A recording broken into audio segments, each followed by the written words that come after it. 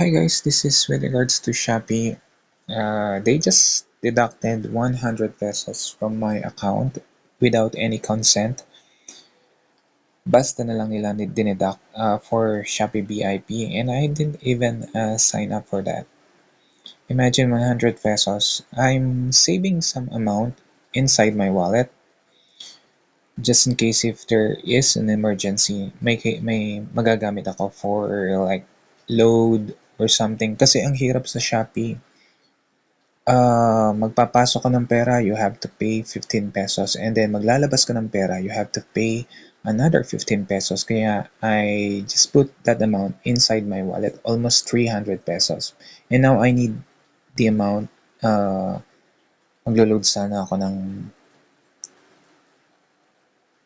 load sa phone ko. And then I was surprised na from 300, 180 na lang natitira sa account. And then now I'm chatting with Shopee support. Napakabastos po nila.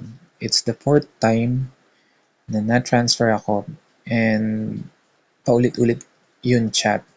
I tried to call first but naghihintay ako. I'm fifth in the line, bigla-bigla. When ako na, bigla na lang nawala.